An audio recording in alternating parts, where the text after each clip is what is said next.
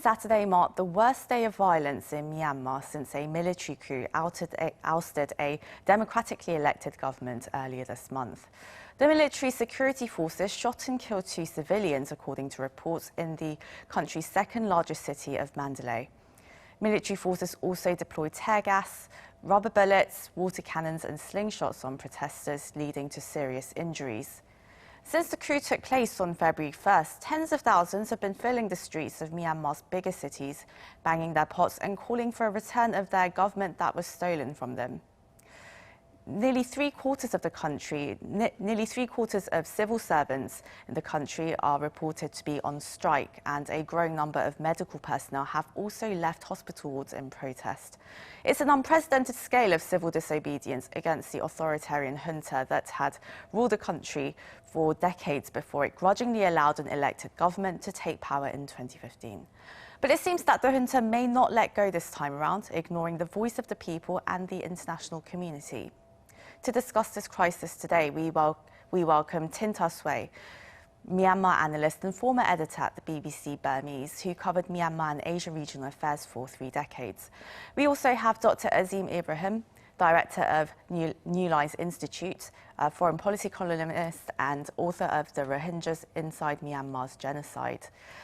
A very warm welcome to both of you. Thank you for joining us. And well, to go straight into the discussion, we'll start with you, Ms. Sway. Now, tens of thousands of people in Myanmar, they're demonstrating, and nearly three-quarters of the country's civil servants are also said to be on strike in protest over the military coup. Do you think this will force the junta to compromise or change its plans, or do you think it's going to do the opposite and make it more determined to crack down on these demonstrations? The scale of demonstrations taking place in all over the country is unprecedented. Ordinary people have demonstrated their defiance to military rule by peaceful means, and so far they have done it very successfully. The world is not only paying attention to Myanmar, Burma, but also empathize with the people's feeling. The Civil Disobedience Movement, or CDM as being called, is organized by anonymous young activists known as Generation Z. They are technically savvy, and they use messaging apps that uses Bluetooth to bypass internet outage. As you may be aware, the internet outage is now, it is 8 consecutive nights that there is no internet overnight. The strikes by public sector workers have paralyzed the government. The protesters seem to have outmaneuvered the military, and it looks the military may not know how to control it. It is doubtful that the military has anticipated the protests from the younger generation. Multi-generations, multi-races are working together with the younger protesters. The Burmese military has a reputation to use force to control the protest. So far, the military has avoided using force, except in Mandalay, the second largest city, and in Myitkyina, the northern city.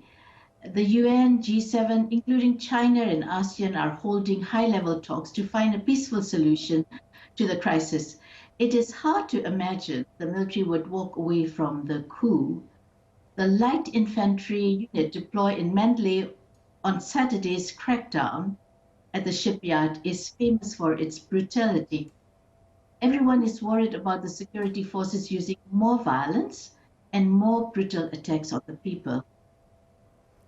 And of course, now bringing you into the conversation, Dr. Ibrahim, while the international community's been many countries have been condemning this military coup, except for China and Russia, who pressured the Security Council not to condemn them in a statement. And while China's relationship with Myanmar's army officials over the years, it was rather rocky compared to Beijing's relationship with Aung San Suu Kyi, who they signed more than a dozen deals with on economic cooperation last year.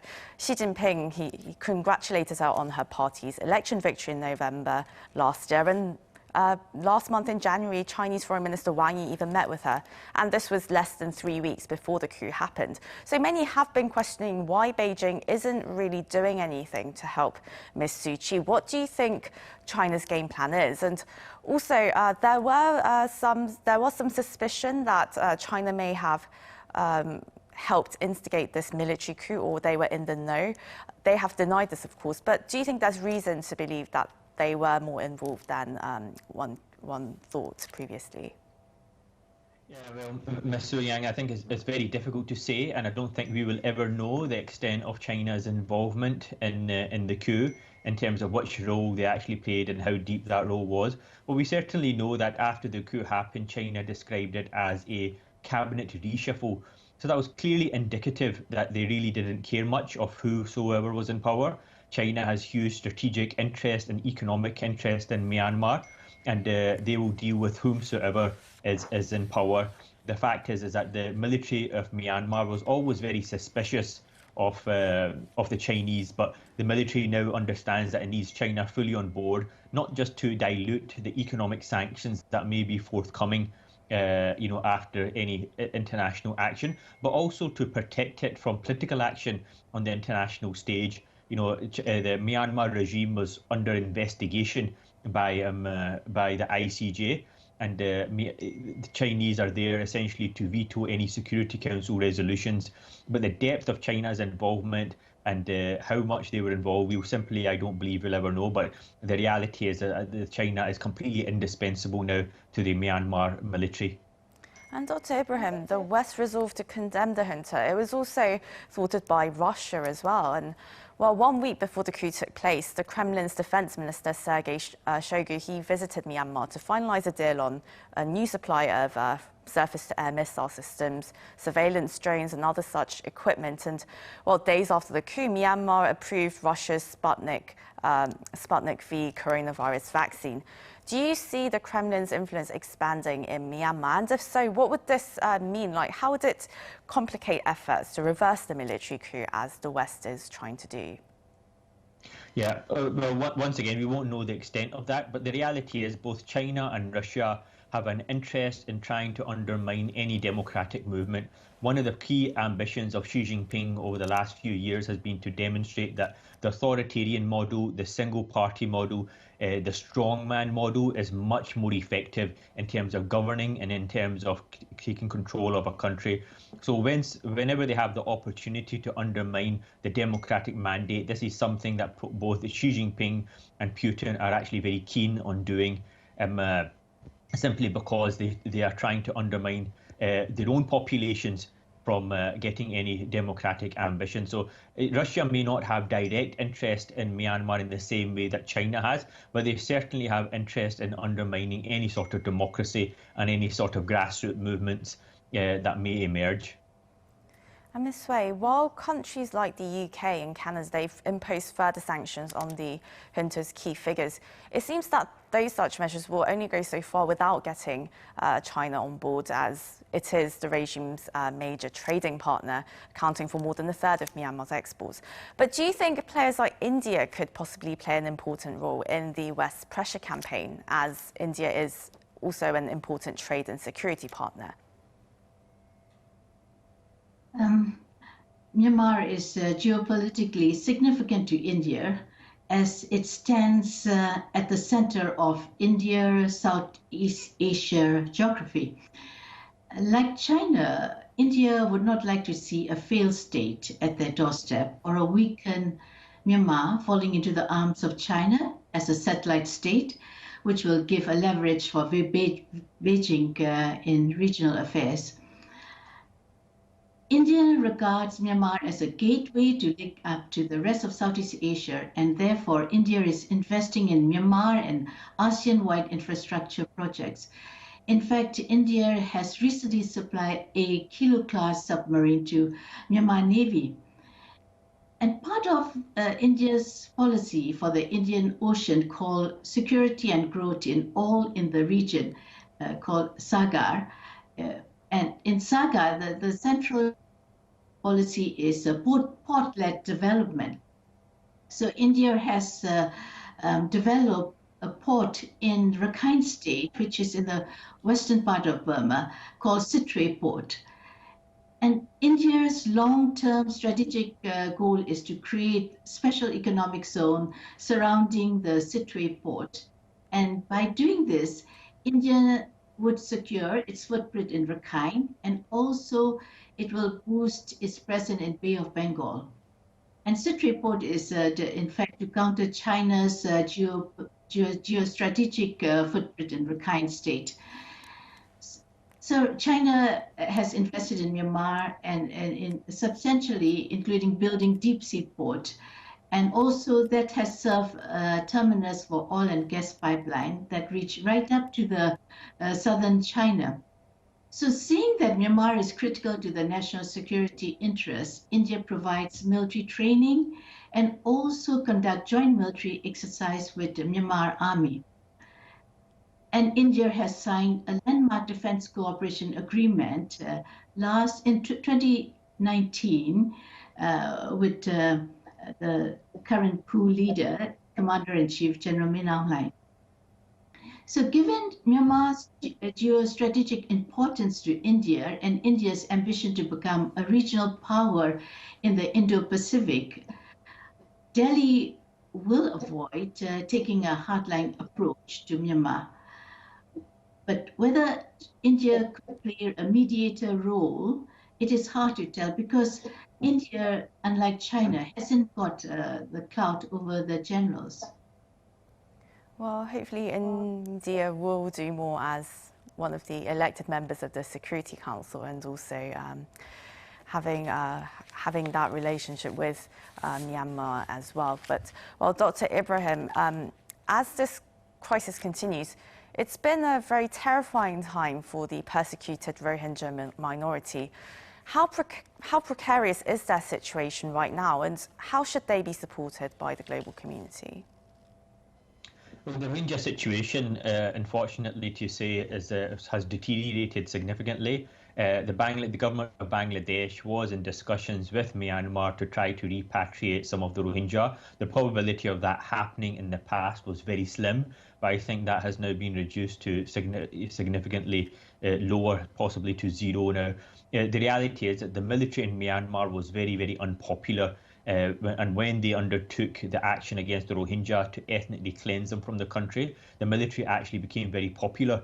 It was seen in the eyes of the people as defending Buddhist values against these invading illegal Muslims from Bangladesh. So the reality is that when the military finds itself in a difficult situation, finds itself to become unpopular, they undertake actions against ethnic minority groups, not just the Rohingya, but other ethnic minority groups, the Karen, the Shin, the Shan, etc. And this actually increases the military's popularity. So the great fear now is that the military will undertake a similar sort of action and increase the tempo against these minority groups. And we have to understand that these wars against these minorities are some of the longest running civil wars in the world. Myanmar's military has been at war with these minorities since independence. And many of the military believe that this is a country that's only for the Buddhists, and these minorities just happen to be there. So I think this is one of the great fears, is that we will see an increase of violence against these minority groups, not just the Rohingya, but the others as well. So, Ms. Wei, as Dr. Ibrahim just mentioned, there are all sorts of ethnic conflicts in Myanmar before this coup took place, and this coup has, of course, just worsened everything. And, well, some were expecting this coup in a way before it happened. And would you say that the West is already too late in resolving this crisis? And also, what is the political settlement that the West should be aiming for? I wouldn't say the West is already too late in resolving the crisis. The US, the American government was quick to propose to implement a sanction against the military leaders. The military has built a business empire in Burma, and many generals have amassed great personal wealth over the years. Foreign investors are now pulling out their investments from Myanmar, and the Western sanctions are specifically targeting the military-owned businesses. If their businesses are hit by the Western government's targeted sanctions, along with the main investor like Singapore and Thailand stopping their investments, the country will slip back to the days where economic growth was nil. Many people said Western business in Burma is negligible and it will have very little impact on the military. It is true, but the West also provides substantial degree of humanitarian aid, and COVID and current political upheaval has put the country into standstill. So one has to remember that the coup leaders and 5 generals are facing accusation of genocide at the International Court of Justice over the killings of Rohingya Muslims during the bloody campaign in Western State in 2017. They are also under pressure to face prosecution at the International Criminal Court for crimes against humanity, again in Rakhine states. Now what's happening in Burma, and that has given more evidence about the human rights abuses in Burma, or Myanmar. The generals are very nervous to travel overseas, and now with the renewed sanctions and the prospect of facing trials would add more pressure. And China always actively involved behind the scenes intervention whenever their strategically important neighbor is in crisis, be it with peace negotiation or the army fighting against insurgency. And we cannot rule out China intervening and calling on the generals to compromise. But so far, the generals are showing no sign of abating, and at the same time, they seem to be at a loss how to handle the biggest popular uprising against military in the history of Burma. And well, as you said, it does seem like everything is at a standstill at the moment, politically speaking, and hopefully we will see a breakthrough. But I'm afraid this is where we're going to have to end the discussion today, as we're out of time. That was Tinta Sway, Myanmar analyst and former editor at BBC Burmese, and Dr. Azim Ibrahim, director of New Lines Institute, joining us from London and Washington, DC. Thank you both so much for your time. And to our viewers, as always, thank you for watching.